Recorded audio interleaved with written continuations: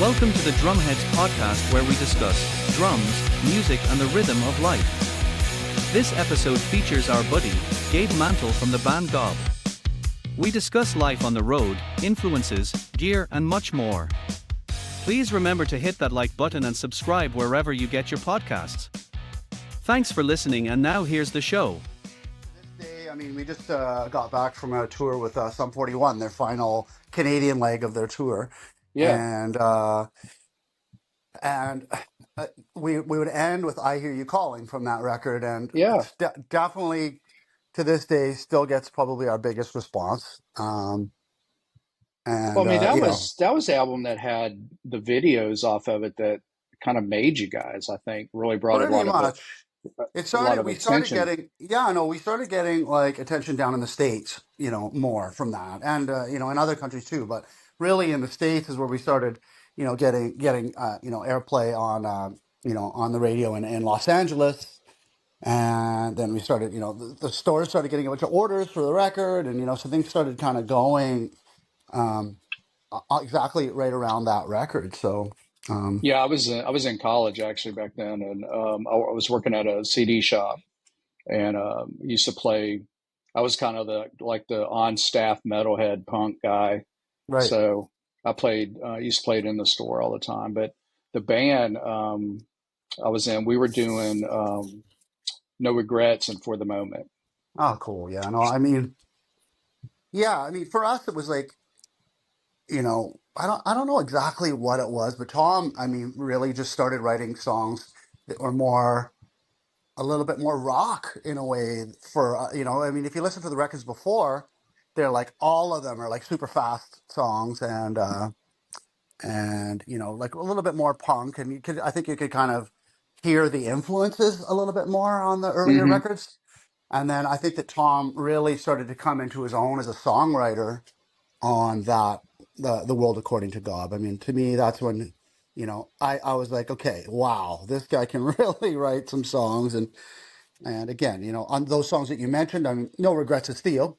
Same thing. He started to, deepen as a songwriter as well. But Tom really was really hitting his stride, and it shows on that record, I think. And that's like one of the first records where it's like mostly Tom um, that wrote the songs. In the records before, it was like Tom and Theo, but like Tom's songs started to really, I don't know, like we just kind of, everyone would throw songs in the pot kind of thing, and all of us were choosing Tom's songs kind of thing. His songs just seemed to just really just kind of grow and become more mature around that time. And Yeah. so, And then yeah. Theo gets mad. He's like, man, fuck you guys. I'm out of here. Yeah, we would kind of, it was kind of, he would bring songs, but and not to diss Theo at all, because No Regrets is a killer song, and there's a couple other good ones on there that he has too, but again, like Tom's songs, it's just like, around that time, maybe a bit before, Tom was just writing all the time, and he would, Theo would come with like 10 songs, and Tom would come with like 100. And it would be like that. Like Tom's like literally writing a song a day kind of thing. He's Yeah. like that. And even to this day, I know he's still like that. He's a lot more picky with what he puts out, but he's still like, hopefully we're going to do a new record soon. And the way he usually does it is he just dumps, here's, the 50 songs that he thinks are good enough, and we just kind of get to choose. And so it's kind of cool. It's fun. It's really a fun process for us because, we get to listen through all his demos and then, choose what we think is the best ones. And so it's a super, super fun kind of thing to do. Do you think you guys are going to keep putting out albums on a regular I do. basis, or? I don't know. It's obviously not regular. I think our last one came out like almost 8, 10 years ago, almost now. So, but well,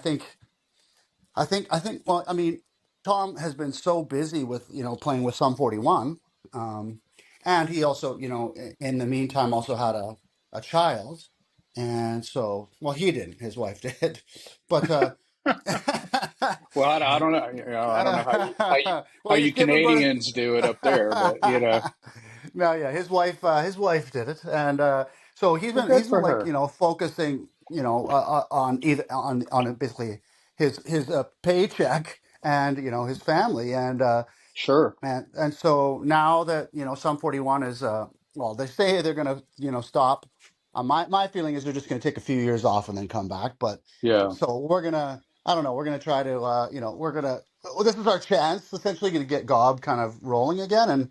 And so Theo and I and Steven, now our bass player, um, we just want to we really want to we want to go for it, Yeah. and start doing Gob more. So and that's come up. So doing the Sum 41 tour, which is a month across Canada kind of thing, and we have a bunch of festivals up in Canada this summer, and then we're going to Europe for the first time ever Yeah. I saw for that. Gob. Yeah, so that for Gob, that's I've been with other bands a ton of times, and obviously Tom's been with Sum 41, but none of the other guys have been with playing music. So and Gob, as a band, we're all really excited to get over there, and I Yeah, think it'll be there's, fun.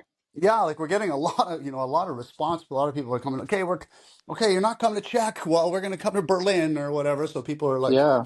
people are going to be coming from all over Europe to come to these. We're only, I think, maybe have like 14-ish shows, and so this is, I guess, we're kind of wanting to lay the foundation to get our butts back there, as soon as possible, kind of thing. Yeah. So You think yeah. you guys ever come down to the States? Oh, well, we want to. Definitely do. But the issue is now, like, not even now. I mean, it was like that before, but that for us to go down there, we have to, buy visas, right? You have to buy Right, these. right, right. They used to Yeah. be called a P1 visa. Now I don't know what they're called now. I think they're called something else, but they cost like $1,800 each one. Oh, So, wow. even before we even enter the country, we got to spend like, 8 grand to go down there. So I think, before we would do that, it would have to be something, pretty, Kind of financially worthwhile. viable. Yeah, Yeah, you sure. know what I mean? Like we need to open up for, Avril again, something, we need to open up for a bigger band, and Right. and maybe do like essentially like I mean, it would have to be at least theater size thing. We couldn't go down and, and tough it out down there for, and be just start, almost 10 grand in the hole, so, Sure. Yeah, and do a bunch of so small clubs and yeah, stuff. Yeah. right. And I mean, there's not that much, I don't know. I'm sure that, there's not a ton of money in it, and we're not trying, it's not No, that we're there's trying to not. make money, but we don't want to lose a ton of money. So Sure. I mean, pretty much the only thing in my mind that's holding us back. So, but I definitely, um, again, any bands out there listening that want to have Gob on their own, if you're a big band and you can afford to help us with the P1 visas, we'll come down.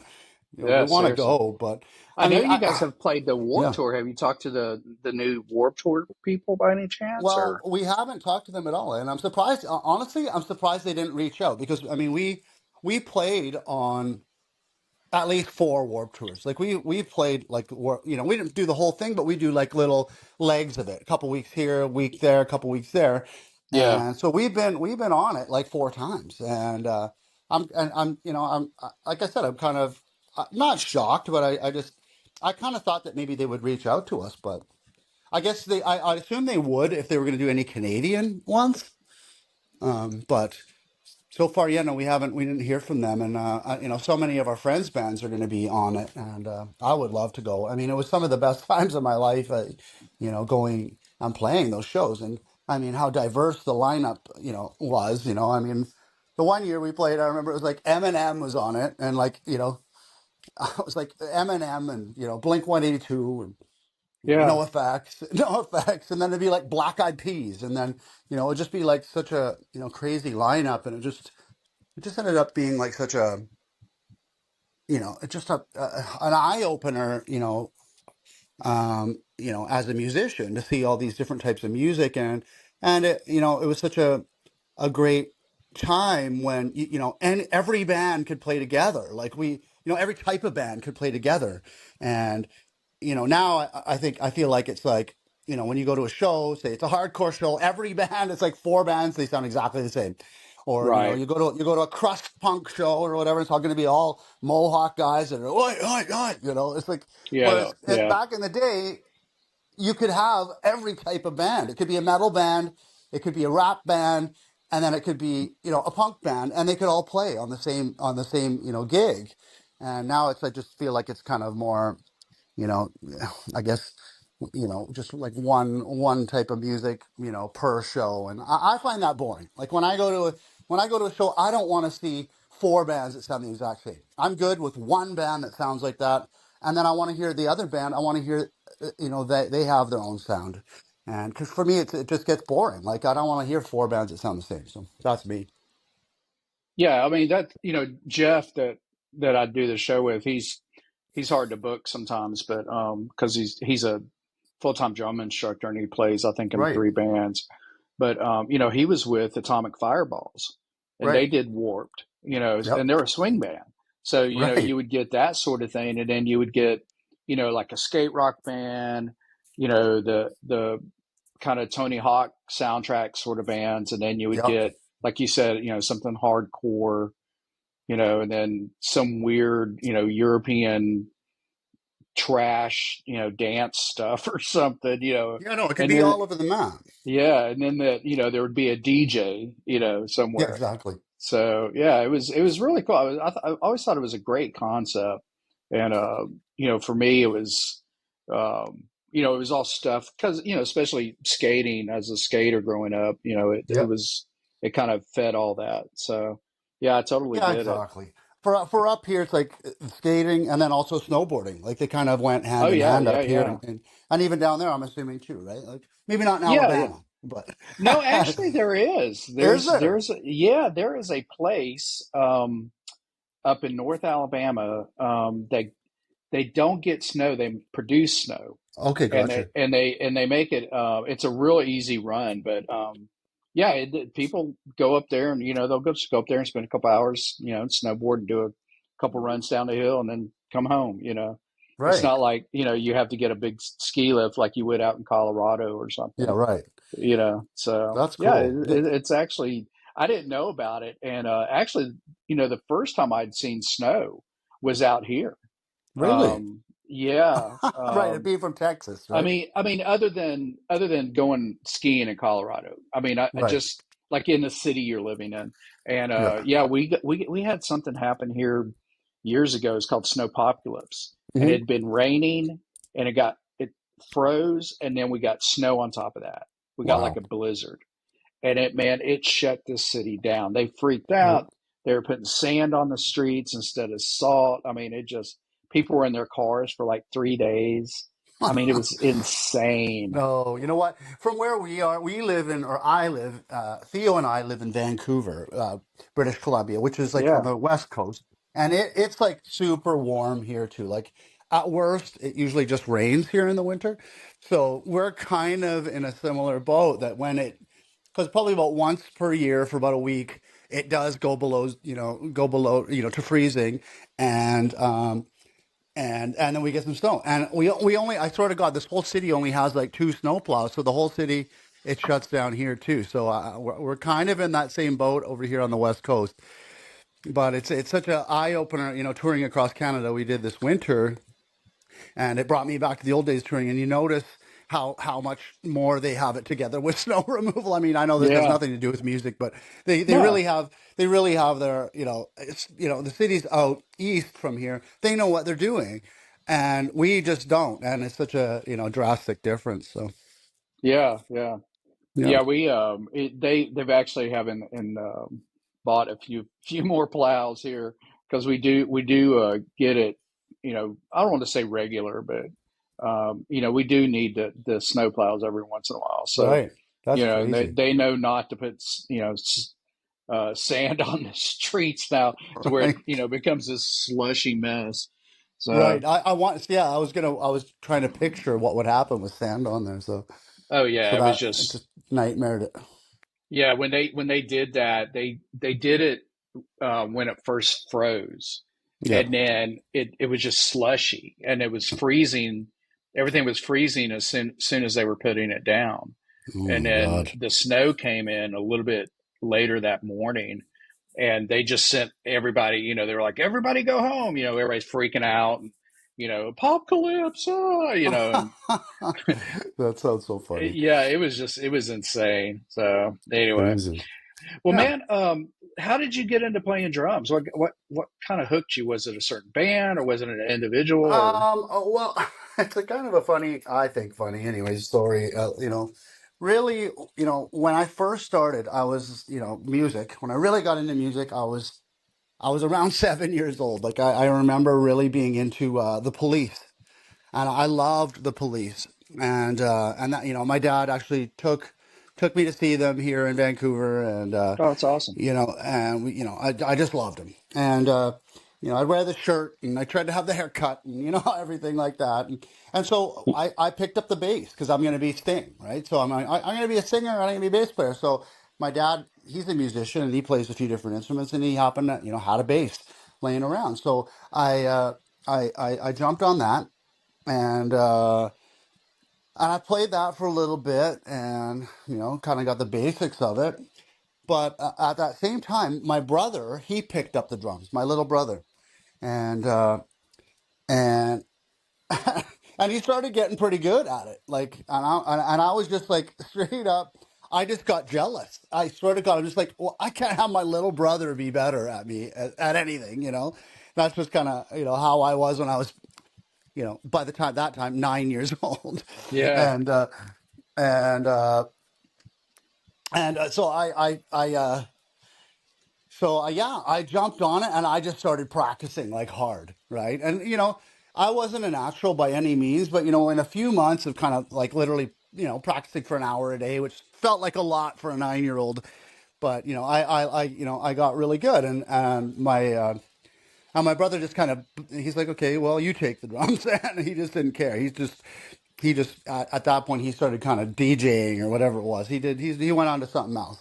So yeah, and that was the start of it. I mean, it was just straight out of jealousy from my little brother. But then, I fell in love with it. Like it was just something about it. And then of course I started liking, Stuart Copeland from the Police as well. Right. So that was my next, one of my first inspirations for sure. And Did you? So my first band was a Journey cover band, right. and I used the singer was playing drums, and it was getting really hard because they started doing like Boston, some other stuff, and it Yeah. was getting really hard on him to play drums. So, and he wanted to come out from behind a kit, so they Yeah. asked me to start playing, and I had never played drums. I was like you. I got hooked early on in life, and mom took me to go see Kiss, and I Yeah. wanted to Awesome. be Ace Frehley, and she bought me a guitar and things like that, and I just couldn't. My ADD just would not allow me to stay focused enough on it, Right. and drums came around, and I was like, oh my god, this is what I should have been doing, to begin with. Yeah. And yeah, it was very similar situation, where I was like hooked with music. My mom played. Um, she played a little bit of keyboard. She wasn't classically trained, but she played, and then my dad played saxophone. Yeah. And when I was, and around that age, that 10, 12 age, I was like, oh man, I want to play saxophone. Go to band at school. Nope, you got to play trombone. And I Right. was like, okay, well, I'll play trombone then. And I was having my eye on drums the whole time. But anyway, started playing drums, get to the point. Um, I I saw Steve Smith play with Journey, and I was like, I got to Oh have wow. my Yeah. the kit set up with like him. Right. And I was working at a music shop at the time, and took a bunch of cymbals and cymbal stands home, and built this kit around the singer's drum set and turned it into Steve Smith style kit.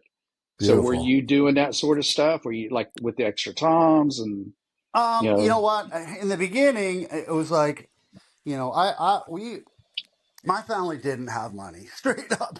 So we were broke. But so I just used my first kit. I swear to God, was like $100 kit that we got off of a friend kind of thing, and who Yeah, basically gave it to me, and I just used that, and it was just like old like Ludwig, that they'd taken the finish off down right to the wood, and it was just really rustic though, and it sounded like crap because it had the heads were like really old, and I could there's no way I was not affording to buy even reskin it. So in the very beginning I was just using whatever I could. I didn't I of course I would have loved to had a Stewart kind of Copeland kit, or a little bit later, I was got into Metallica, and then and the heavier stuff, and then I started like okay, I want a double kick, but every time that I did, it was just like kind of cobbling together, Yeah. what I No, could I from totally like, get that. yeah, Yeah. and so that I was never able to. I was never able to like have like kind of I think the kit that I wished I'd had when I was young, and so because of that, that's you know I think is one of the reasons why I just have like the super simple kit. Like I also I found with touring, like when I was touring a lot, when we first started touring, that having a big I'd see I remember going to Europe one time with this band, and we're opening up for this heavy metal band, and they had like the 20-piece kit, I swear to God, with like the 20 cymbals and everything like that, You're and right. I'm like, oh my God, how is this guy setting this up every day? Like he didn't have a roadie or nothing, he didn't have a tag, and so for me, I started realizing, if I'm carrying this shit, I want it to be real simple and real easy to do, and to tear it on and off the stage real easy was, the simplest way was to have as little gear as possible. Oh So yeah, I just used absolutely. like, yeah, I just eventually I got my hands on like a really nice, you know, uh, champagne sparkle Ludwig kit with just like basically a jazz kit, but with a 22-inch kick, and it was just the rack tom, the four Yeah, one tom, up, one yeah, down. one up, one up, one down, Yep. and then at that point I had the three like a crash and two rides, or sorry, two crashes and one ride. And but then I even took away one of the crashes. I got to the point where I just had two, a ride and a crash, and just because I straight up, I just did not want to load the gear in and out. Like the more stuff because I was doing all the loading, Oh essentially. sure. Yeah. So I was just lazy. But then now in the last say 10 years, I added the second crash back, and yeah, so that's essentially what I mean. Honestly, I'd wished that the family had a little bit more money, and that I could have had more like my dream kit. But by the time that I got like endorsed, I got endorsement with Yamaha, and I have a pasty endorsement, and so now I could have this dream kit, but I just have the simplest kit, like. Yeah. Yeah. And yeah, I I even have think, people helping, right? So I could have like, the Neil Peart, but I just don't like. but why? I mean, Yeah, I know. you guys don't play that sort of music, Yeah, you exactly. It know? just doesn't make sense. And you know what? Even like if you go back and you listen to the record where I joined the band, which is the record before World According to God, and it's called How Far Shallow Takes You. And you could go back, I like invite anyone or you to go back and listen. And the drums, like it sounds like I'm playing like a Neil Peart kit. Like it's just like big long drum rolls, and it sounds crazy. So, you know, it makes me think of like Buddy Rich, when I was a kid, for seeing like one of his drum solos. And I mean, Yeah. that guy makes like two drums sound like, way more drums than Neil Peart ever could make it. You know what I mean? So it's not necessarily about the amount of drums, it's the way you play it. So, Right. Yeah, I got, as I got more into playing and started taking things more seriously with it, the music I was playing, the type of music I was playing would change. And that's what I play now. I'm the same as you. I play one up, one down. yeah, Um, I think it's a crutch for me to have two crashes. I've always wanted to try to do the two crash thing. yeah, When I was talking to Yuri from MXPX yeah, last week, we were talking about that. He did that. He did the two crash thing for a while also. And, I think it forces you to kind of think about where you're going with your playing when you're yeah, playing live, when yeah, you're with the band. It kind of makes you think a little bit more, and you start thinking more musically. yeah, Like a friend of mine used to say, another drummer, he used to always say that, a kit isn't just one instrument. it's 5, 6 different instruments that you play Exactly. all at one time. And like I learned how to, hit the drum head. Like I play a 12, 14, and a Right. 20 usually, but like Yep. a 12, you can play it up near the rim and get a little tighter, Totally different higher, sound. yeah, I get a agree. different tone, I you mean, it's know. funny, it makes me think of my friend. We kind of have like a backline rental company together, and basically we just rent out drums to our friends and the odd guys here we know, Yeah. and so he works at this music store up here, and it's called Rufus Music. It's like a great music store up in Vancouver, and I was there when he's like, kind of with a young drummer and kind of trying to sell him a kit or whatever. And he was just like, okay, well, basically he showed him like kick, snare, hat. That's the drum. That's the drum set.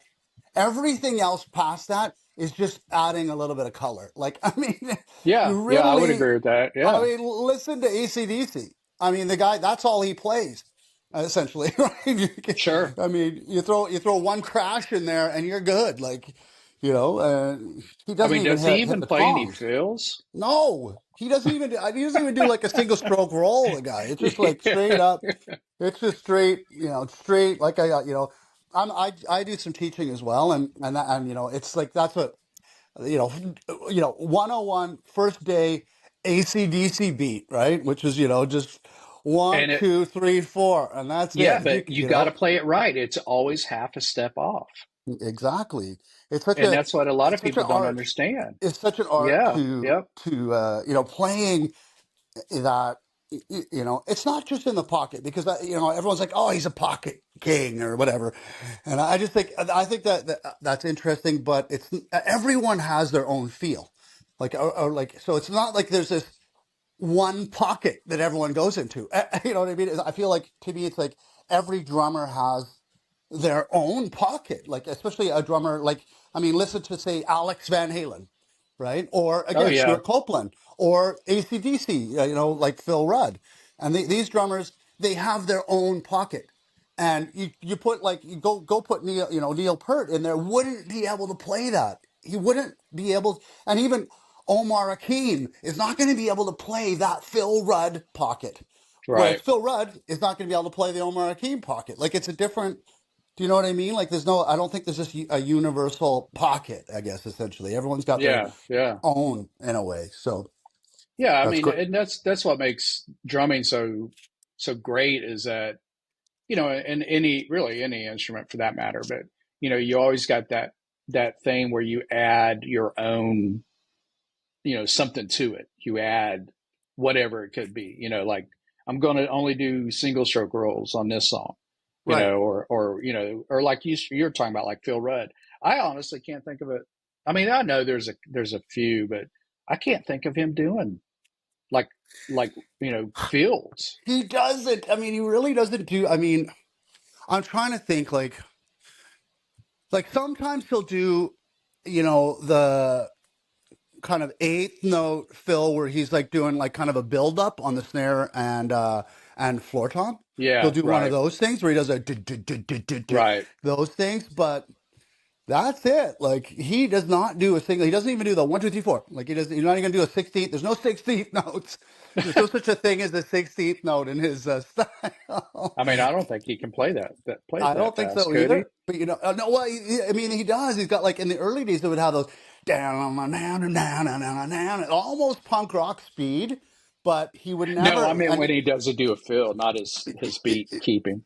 right, no, yeah, no. He can keep the speed, but he can't. He can't. I don't know. I don't know if he can or not. But I mean, to me, he's one of the best drummers in the world. Like, Oh, I absolutely. really learned about, like, when you listen to, for me, the way he places his cymbal hits. To me, that's like the of course, his groove, the Phil Rudd, pocket or whatever. But it's like, for me, it's like where he puts his cymbal hits. He'll like put them in these places that are just so magical for me, and it just improves the song so much. And almost, I'm actually getting goosebumps just thinking about how he can place his cymbal hits. To me, that they're so it's such a it made me really think about that, where to put them and how, like you said, two cymbals is enough. Like, the third cymbal is really just now you really got the icing on the cake, right? Like, Yeah. so with him it's just like dropping that one shot, and it's just so powerful, and to me Yeah, that's so much. Yeah,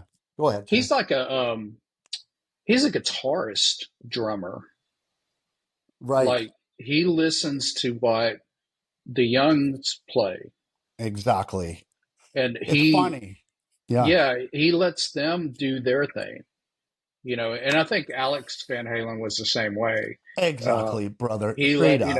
he let his little brother do everything, because that was the whole purpose of that band. Yeah, I think was to showcase Eddie's groundbreaking playing, and how this band. I mean, I freaking love Van Halen, but I, I've seen him live so the many black car, times. babe. The What's that? black car. Sorry, I'm just Oh, talking to my lady here. oh, Yeah, so yeah, no, you're exactly right. And I mean, to me, um, that for me, I'm that. I mean, I'm not going to call myself that, but for me, in every band I've ever been in, um, I've always worked with the guitar player, and because in every band that I'm in, essentially, mostly anyway, it's always been the guitar player, singer, songwriter type of right. band, and Yeah. so for me, it ends up being with Gob, especially, and especially when we first joined, it would just it would just be Tom and I kind of working on the arrangements pretty much, and then when we would go in the studio. Um, Essentially he was the only one that was like really tight enough that I could even like that he could even like play, with me in the studio. The other guys were kind of didn't know the song yet, and if I put them into my monitors, they kept like screwing up hits and stuff. I'm just like, okay, you guys just get out of here, and Tom and I are going to do it, and that's kind of how I came up, and even before that, when I first started bands with when I was a little kid, same thing. I just kind of would always work with the guitar player, and so for me that's and even to this day, it's just like I end up, really in my monitor if I'm not using in-ears, and I'm using old school monitor style, I'll just put guitar in there. I literally have kick, guitar, and my vocal. That's it. I don't want to, So unless if we're on the in-ears, then I'll feed some of the other guys in there. Yeah. But other than that, I mean, to me, it's like really with drumming, the way I look at it. And I mean, maybe this sounds arrogant or something, but I just feel like we're the ones that are driving the ship, kind of. Oh, And absolutely. I honestly don't really need to hear anyone else. Like, you guys listen to me. Like, that's kind of how it sounds arrogant, but it's not arrogance. It's just like, this is how I look at music. It's like, they need to, at least live, they need to, follow me because I honestly, I know what I'm doing, and I know the song, and you guys need to push and pull with me, kind of thing. So Yeah. Yeah. I've always, like the last band I was in, but aside from the pop punk band, was a little alt country band, and we were doing a lot of guitar driven. We had a really great guitar player, a little chicken plucker type guitar, yeah, and this guy was really great, and we played so well. He and I and the bass player played so well together. I mean, we just like just clicked, everything locked in, and if I didn't know, it was a cover band. If I didn't know the song, he knew the song. right, Like, so if we were practicing or bringing in a new song, he knew where a break was, or if I missed something, or I would know if he missed something, that sort of thing. And I yeah, think that as a player, you mature, and even the guys like Adam from Adam Willard, he'll tell you. I'm sure he would tell you the same thing. Even though he plays this upbeat, driven music, yeah, that it's still he's got to let the music breathe. yeah. The music has got to breathe. The rest of it has got to breathe while you're driving everything, but you're still, if you're off, the whole band is off. I know. I mean, I learned that so many. I mean, I'd heard it before. Your drummer, sorry, your band is only as good as your drummer, and I really realized that again, like seeing metal bands play, and Oh if yeah, they had like, if they, one of Metallica. my, yeah, exactly. But one of my friends, and basically a guy I really look up to is a guy named Gene Hogland. Yeah, yeah, I And know he's a you. Yeah, great metal drummer. And, every band, like when he goes, that people hire him to come in and, play in their band, even if they're kind of no names, and he'll go play on their record. And all of a sudden, this, a band that basically sucked before is now like all of a sudden sounds like a world right, class band when he jumps on the kit. Like, and it really is. There's like, that's where I really noticed it. Like, the drummer, I mean, you see it all the time on memes and stuff like that. A band, a crappy band with a great drummer turns into actually a really good band, right. and I've seen that before. Like really, and it's interesting, and to me that shows how important um the drums are. Like, I mean, it's that simple. It's like you know it's again, playing in a cover band, you're playing in your Journey cover band. Well, it's the drums that get the ass shaken. It's that simple, right? Sure. And that's what gets the people moving. So that's why that drummer Steve from Journey is one of the best, right? You cannot help but like tap your toe and move your body to a great drummer. Yeah, And to me, that's what is the main thing of music, is to get us all together, tapping our toe and getting and shaking our head and dancing on the floor. And I mean, that's the drummer, baby. right. It's funny you were talking about earlier about the setup situation Yeah, and the tech. I'm friends with Dean Castronova's tech, yeah, yeah, Steve Toomey, and yeah. uh, we've talked about Dean's latest kid is just a freaking beast. Oh my God. I mean, and I feel so bad for Steve. Okay, yeah, Scoop, we call him Scoop. yeah, Scoop having to set this up, all the time because it's just it's got a rack system and they've yeah. Oh put God. it like a little design sculpture parts to it, to Okay, where yeah, to make the rack system like yeah, part make of it the show. yeah, it's like part of the stage setup Yeah, and stuff. gotcha. Yeah, and I feel so sorry. I don't know if they leave it. I've seen a lot of bands That's have started sweet. to leave uh, their setup, the drum setup, just on a rolling rack or Right. rolling Yeah. Oh yeah, platform. they just the whole rack just rolls onto Yeah, the and they truck. just slide it up into the truck. I don't know Well, I've if seen that. But I mean, again, that's a level of band like you're saying. That's like that. You got to have the trucks. If you don't have the trucks and the crew, and oh my oh God, yeah, I right? mean So if you're in a 7-person van with a trailer, you're going to want, something that's as easy as possible yeah, and quick exactly. to set up your own stuff. I know. You were Yeah, you're you right.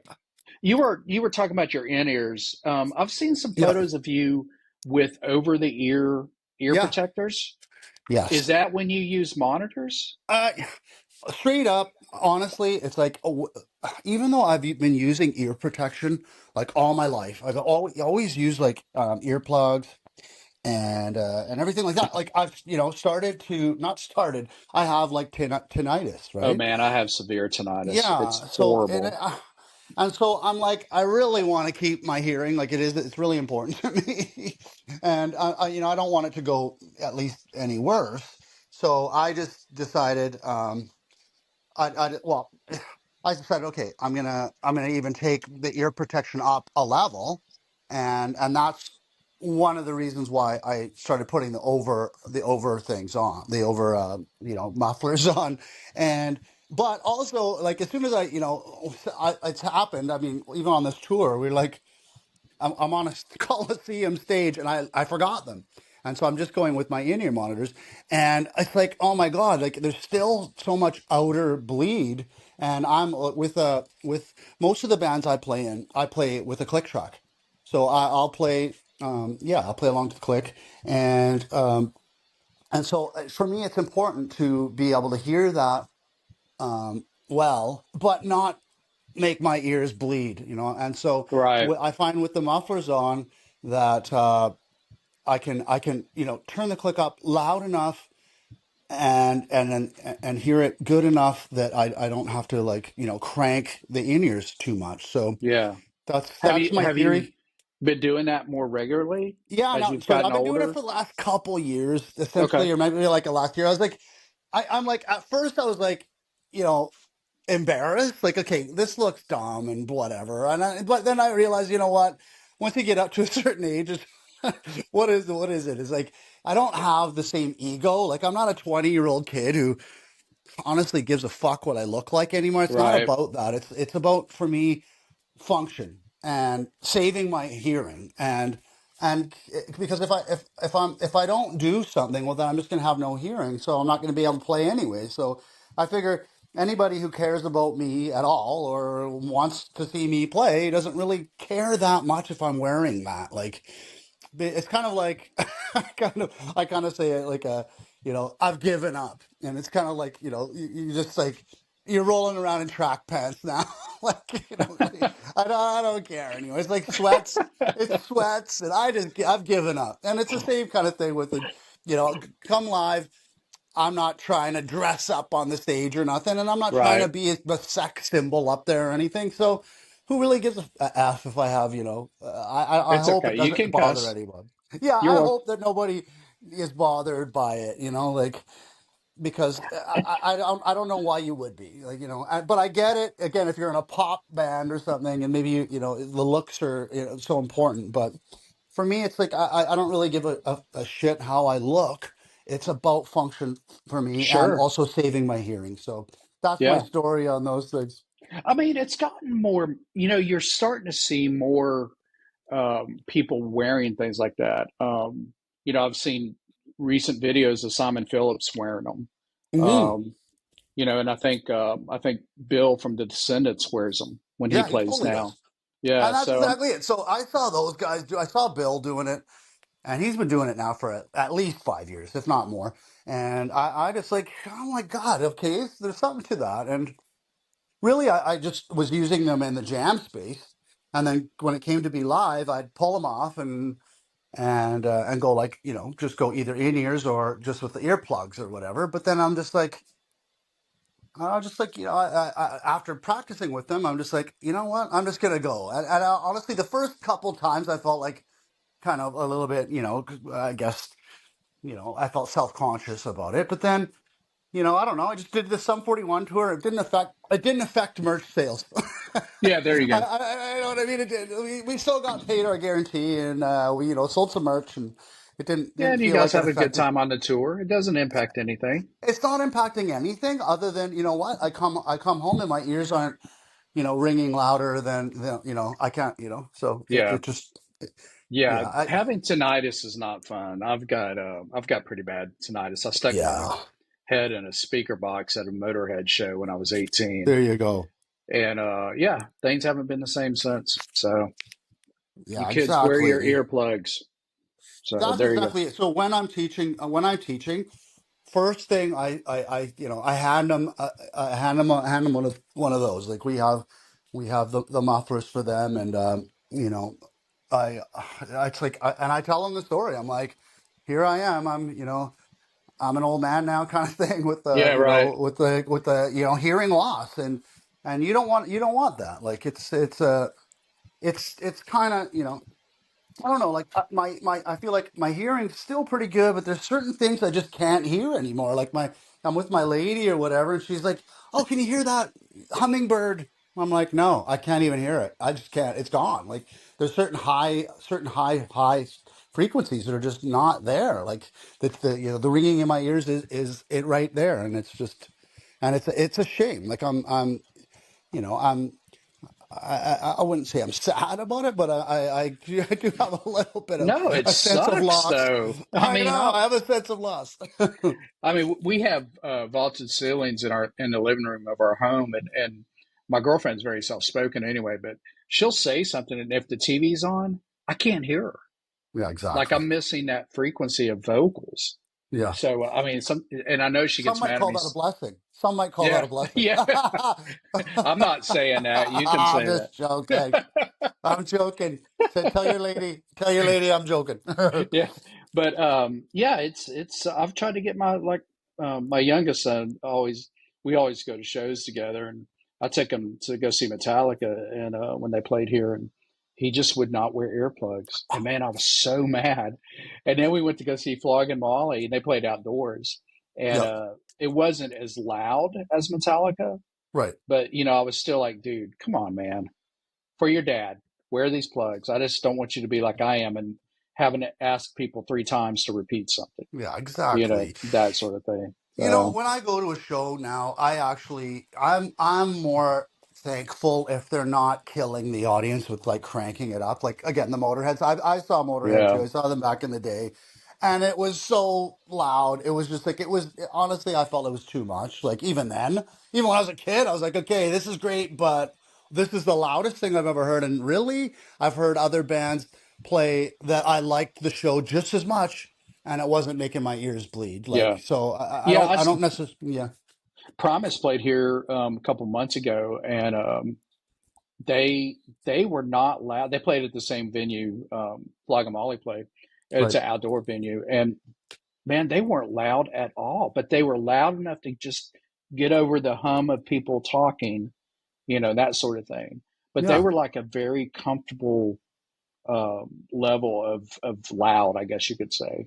I mean, and they were just phenomenal. But anyway, um, right, yeah, and I did walk out of there, with my ears ringing a little bit more than they do all the time. So, right. but yeah. So anyway, what? Let's talk gear for a minute. What Yeah, kind of sure. what? I know you said you had an endorsement with Yamaha. Yeah, What and Pice? Do you still have the those endorsements? Is that yes, I do. cool? I love Yeah. Pisces, man. Oh, me too. To Oh my me, like, God, I there's love no. them. I mean, that is the instrument. Like, I mean, I don't know. Like, to me, of all the drums in the world, to me, Paiste is like the best instrument of all of them. I don't know how to They say that just any more than sound that. like you want them to sound. Yeah, exactly. And you go to the studio and you go you play and you come out into the booth and you listen and you're like, oh my God, it sounds like John Bonham, or it sounds like Stuart Copeland, like, Yeah, or it sounds like Alex Van Halen. It's got that shimmer that like just like, oh my God, it's just something about them. And I love it. It's again, it makes to me. I use the 2002s usually. okay, yeah, yeah, That's the ones I use, and again, that's like Bonham, right? So for me, you know, there's no better cymbal sound than go listen to go listen to Led Zeppelin, kids, because if you want to really. hear the way drums are supposed to sound, that is the way they're supposed to sound. And I mean, this is with And like the way three. they're They got supposed to be like played. right, well, of course, but with four mics, essentially, that John Bonham sound, and there's just like there's nothing better. And I mean, you hear those cymbals, and to me that was like, what is that? Like I didn't get that when I was a kid. I think because I didn't, obviously couldn't afford Pisces when I was a kid, and really they were not as available kind of as they are kind of now. And and I didn't know, like, why does his sound like that, like what is it? And Yeah, I just I could never get it. So on my early recordings, I just didn't have it.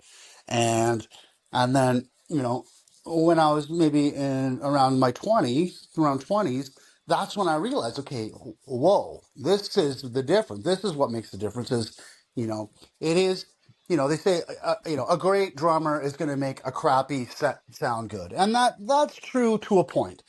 But a great drummer on a great kit is going to make it even sound better. I mean, there's no right. denying that. Like, and so to me, it's like you put a '60s Ludwig or '60s Gretsch kit, you know, tuned up right with a beautiful set of Pisces and a nice snare drum on there, and you're gonna sound better than the guy over there playing the every other type of drum set and every other type of cymbal. Yeah, I'm sorry, that's just it. Like, I don't. I mean, of course, I know that there's those guys again like Manu Cachet and those guys who do.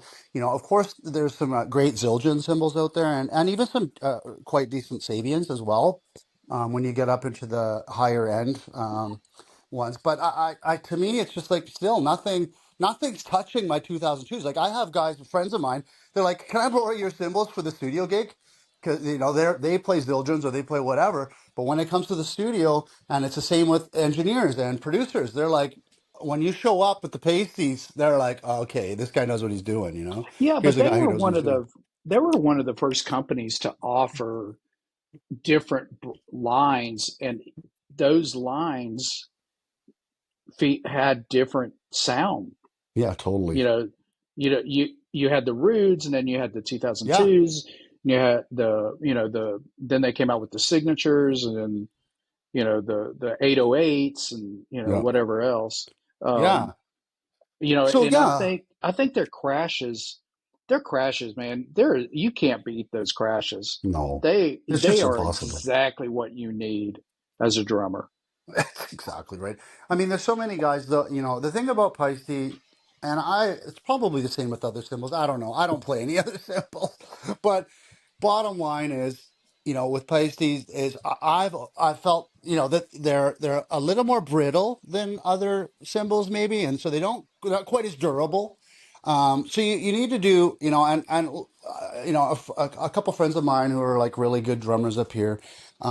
Kind of, like when I was young, I was just like I was smashing them. I was doing the Tommy Lee on those things, right? Yeah. And and that's not the way to play No, right. pasties. Well, You you need to should be brush playing like those that big. anyway. Right. Any symbol is the same thing, but with Pisces especially, you need, and because you're paying a top dollar for them, you want to you want to gently handle those. You want to handle those, Right. and you want to.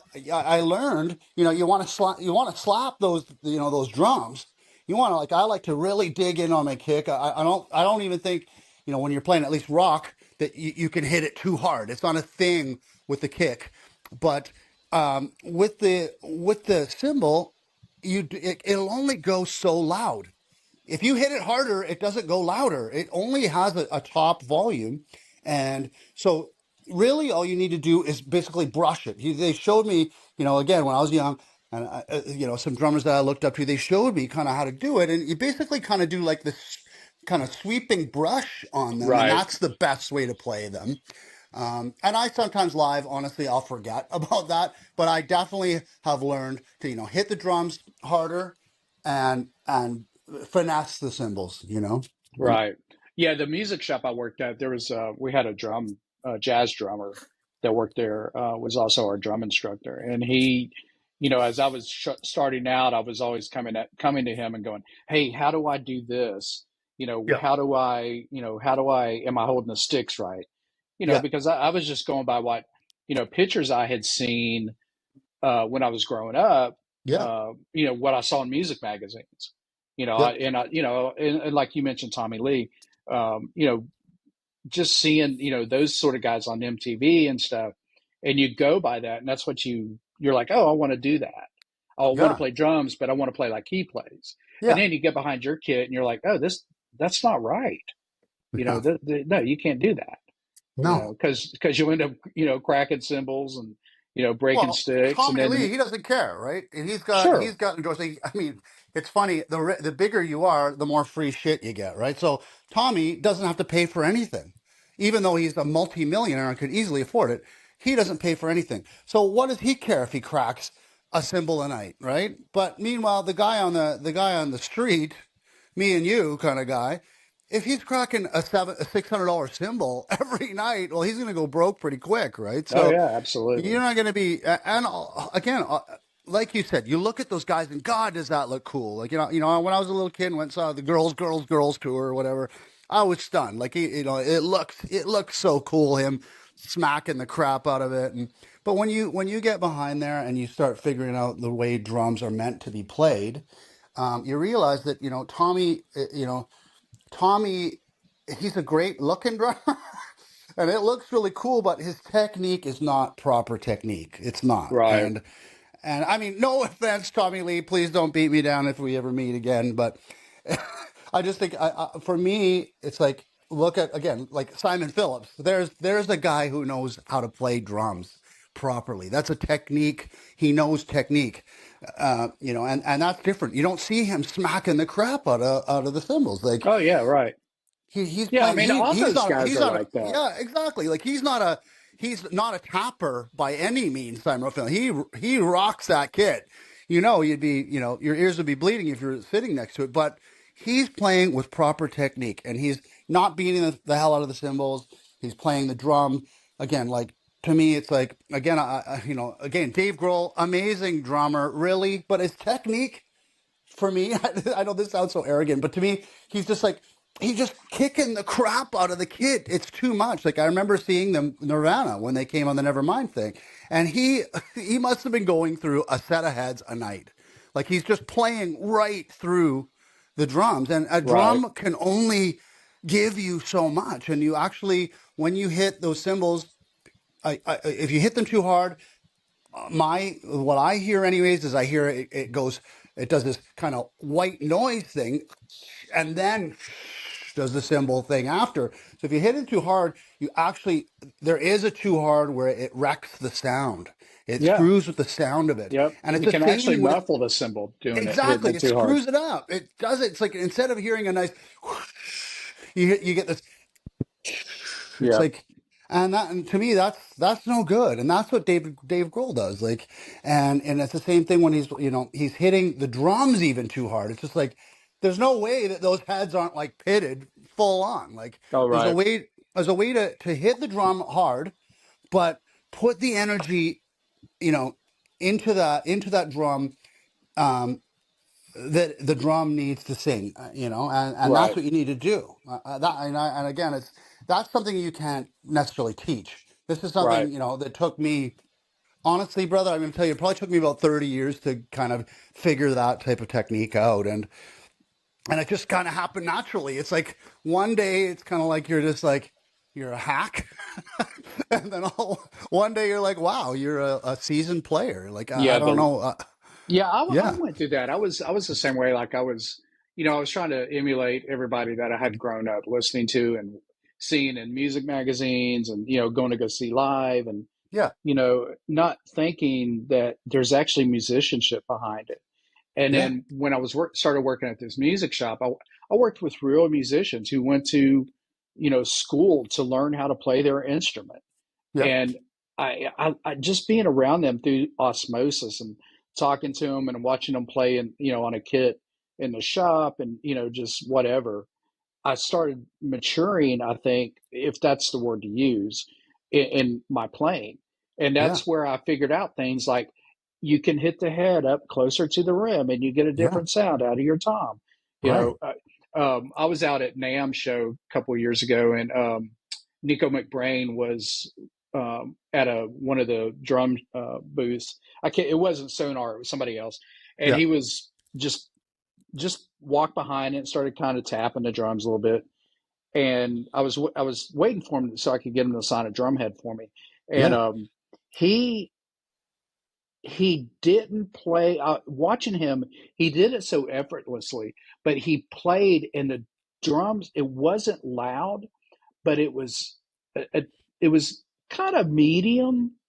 But he wasn't playing hard. Like you could tell he was not beating the shit out of him like Grohl does, or Hmm. Tommy Lee, like or anyone like that who plays hard like that.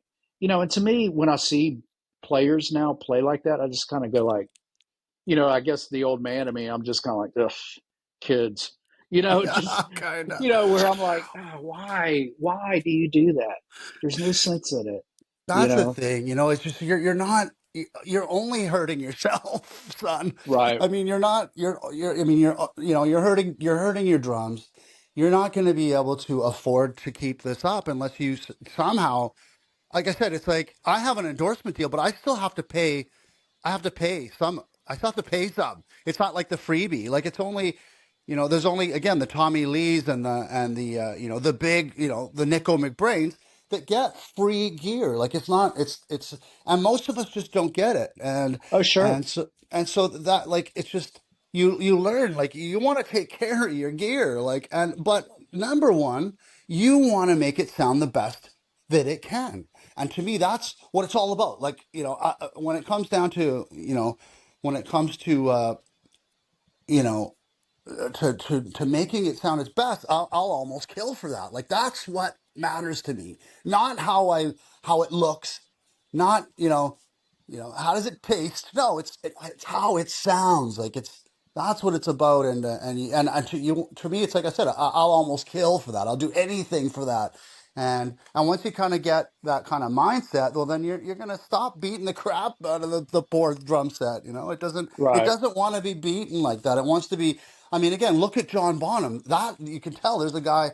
He rocked that kit. He's definitely not a chapper, but he's not. He's not playing through that. He's definitely not. You can see how he hits his cymbals, and you can see even how he hits his drums. He's getting the perfect tone out of that drum. Yeah. So Right. and that's and Well, that that's what I want to say about it. And for me, we're talking about gear, and Feisty. Let's just quickly get back so I can give a little bit of shout out to, my other guys too. But Yamaha thing, Yamaha. When I was a kid, and I'm reading Drum Magazine, all my favorite drummers, pretty much at the time, were playing the recording custom. Right. So for me, I was like, okay, as a kid, I was like, oh my God, I wish I could. And then even now, you go to look at the price tag on one of those, and they ain't cheap. Right. right. So Right. for me, it's like when Yamaha actually approached me, I was just I was so excited and so thankful. It's just Oh, like, I'm sure. oh my God, I was just like, and that company has done nothing but treated me like gold. And the thing about Yamaha is this, they're great drums, but their service is great, and also if I go to a gig in Timbuktu and I need a kit there, there's a kit there. I got a Yamaha kit sitting there, and I'm not playing like somebody's broke down CB 700s or whatever. I'm playing a Yamaha recording level drum set, and I can Yeah. have that in Timbuktu. And not a lot of companies can pull that off. Like there's not they're at that level. There's, I guess, Pearl and Tama, and they're at that level where they could have a kit to you anywhere in the world. And so that's really meant a lot to me. Like, again, when I go to Europe this year, we'll show up in any city in Europe, and there's going to be a drum set sitting there for me. And how if I was, say, signed to a smaller independent kind of company, like they're not going to be able to give me that service. So I was, it's just such a blessing as a drummer, as a touring drummer, to show up in Prague, and I'm gonna have a drum set that I need, Right. Right. and Right. so that's great for me. But one more gear shout out I want to do, Yeah. and Go ahead. that's to my friend. I don't know if you've ever heard of Donat drums. No. He's this guy. His name's Donat, and it's Ron Donat is the drum maker, and he makes drum sets too, but mostly he makes snare drums, and he makes great snare drums, and they're hand built up here in Vancouver. And look out for them if you're a drummer. You might be able to look at it, and maybe you should check it out too, brother. Just like Google it or something, because he makes some of the most beautiful sounding drums, and he's just so passionate. He's like me and you about it. He just like cares about music and so much, and so I just want to give him a shout out too. But Where? that's about it. How do you spell it? How do you spell Danette? Let me get the proper spelling. D-U, I know that. Uh, Dunnette. Danette. Ron, his name's Ron, and he just calls it Danette. The company's name Danette. Yeah, But I he just also, found them. yeah, and so he comes down there. You know, I mean, we're having a bit of an issue, right? Where right now with Canada and the States, there's like this trade war thanks to Yeah. powers that be down, there. And so, it's a lot of people up here in Canada are like pretty angry at, like, not the States, like, but we're, again, the powers that be. No, I I don't understand. I'm not. For me, I have my political beliefs, but I never share them on in a public forum, because to me it's a private thing for me. Anyway, everyone's entitled to their thing, But Ron, he's like super, like he's one of the, the elbows up thing is the thing we have up here. Yeah, It's like yeah, a kind yeah. of For yeah, hockey. maybe you Yeah, heard it. for Yeah, it's a hockey. hockey thing. It's like Yeah. you go into the corner, you have your elbows up. Yep. You're not basically knocking buddy out. And so we have this thing, elbows up with this, trade war and kind of thing. And I'm just like, I don't know. For me, brother, I got to tell you, like, the America, I love the United States. So I'm not, I'm like, I just, to me, because you guys, whatever your politics or whatever you believe, my brother, I don't care. Me and you and I can still be friends.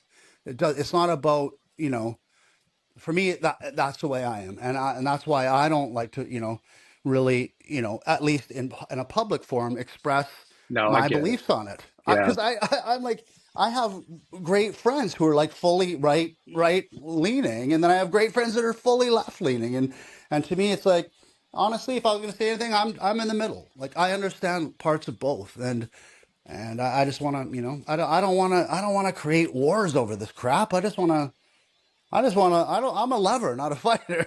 Let's, Well, let's, staying on the gear side of thing, yeah. what kind of sticks do you use in heads? I use a ProMark.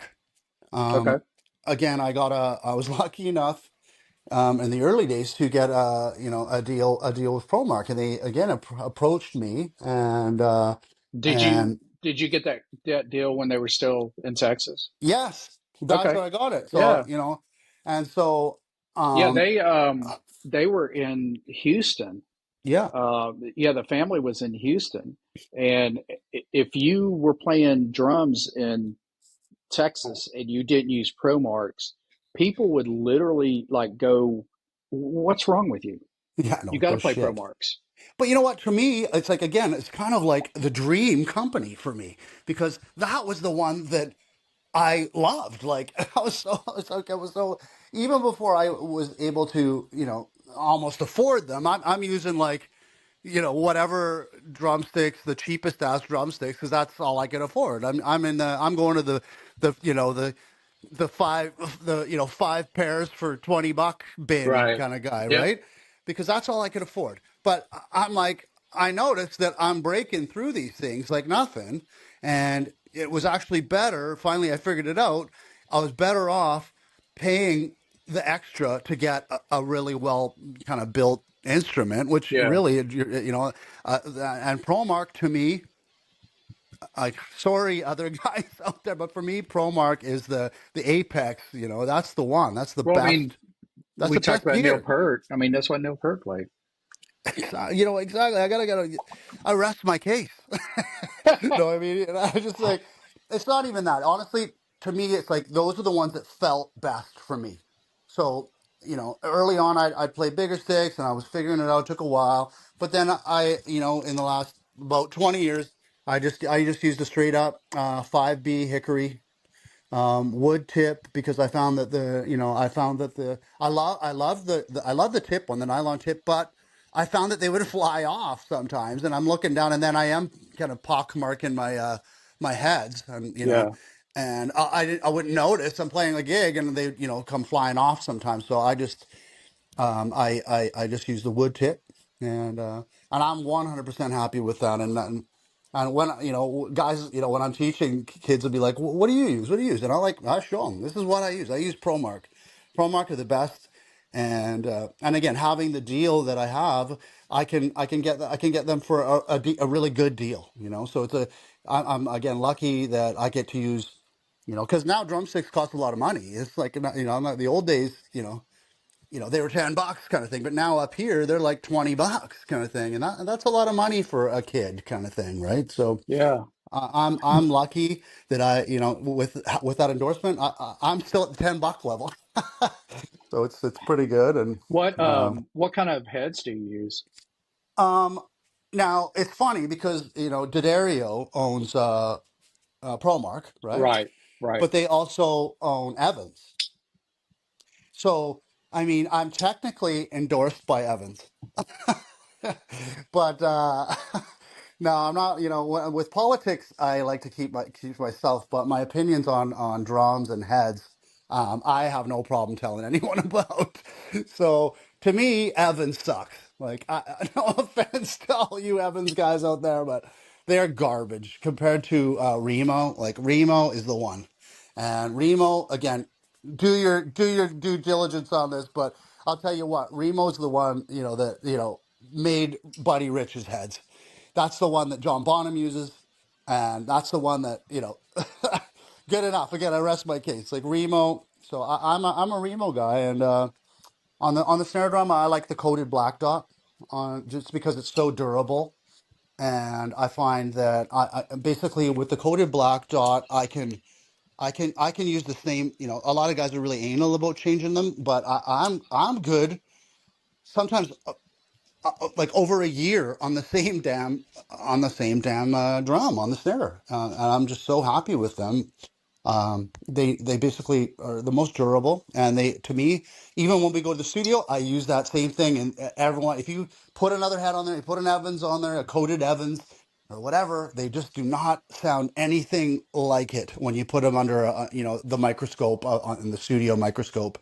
And I'll tell you this: there's guys out there that are Evans and Dorsey's who, when it comes to the studio, they're using Remo. That's I don't care what anyone Right. says. Yeah. So that I mean, for the toms, I'm kind of like you know. It depends on what the kind of the gig and I do believe the type of drums you're using and then also the type of music. So I'm I'm like ambassador, I like ambassadors, but then I like emperors. Emperors are great. I don't mind the black dot, emperor with the black dot on there. They're so durable again. I mean, I like the black dot on my I like it on my kick drum because then again, it's just again so durable. I mean, one of my kick drums I have a Yamaha kick drum that I use in my jam space and then pull out sometimes for gigs and also recording. And I've had the same head on that thing for at least 5 years, Oh, and wow. it sounds awesome. It sounds great, and so yeah. I mean, to me, it's Remo all the way. I'm in no uncertain terms. Well, So there you yeah, go. Well, there hey, you man, go. we're up on the hour mark. I don't want to Yeah, keep you brother. any longer from Not at your all. package. Um, just real quick, you guys have Yeah, got your brother. tour coming up in the summer, Yeah. and it's going to be in Europe. Do you know if there's any other dates after that? Well, if you look again on our Instagram, you'll see we put them up. I mean, there's again festivals coming up in Canada. Um, we have I would say about at least 10 to 15 festivals all across Canada this summer, and then yeah, the Euro dates and nothing past that yet. We were talking about doing like maybe a late fall headliner tour again, Canada, and maybe get back over to Europe right away. I hope so. Like I mean, there's so many people now that we put this Europe tour up. So many other countries are like, no, no, you're not coming to Croatia. No, you're not coming to Slovenia. No, you're not coming to France. And so I'm personally, I mean, it's basically I'm at the point in my life that all I want to do is just play. I want to play shows, I want to get out, I want to record, I want to just be out there doing, what I'm meant to be doing. And to me, that's what I'm put on this earth to do is play. And so we're just gonna, if anybody wants to book us, reach out. We're ready to go. Well, cool. Hey, Yeah, man. let me wrap this up and Yeah, then brother. stick around for just a minute. I want to tell you Yeah, something. of course. Hey, that was Gabe Mantle. Mantle? Is it Mantle? Mantle, just like Mickey. Mantle. Okay. From the band Gob. And if you guys enjoy upbeat, fun music, I would highly recommend listening to them. Start with The World According to Gob. That's my opinion. So, anyway, that was Drumheads Podcast. Everybody, thanks for listening and subscribe where you get all your podcasts and leave us a review and a like and all that good stuff. Thanks, everybody.